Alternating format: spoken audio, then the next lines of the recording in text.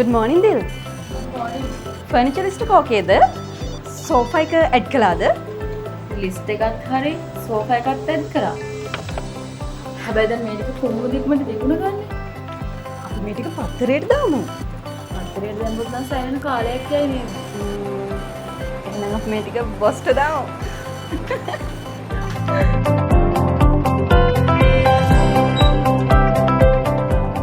Sir.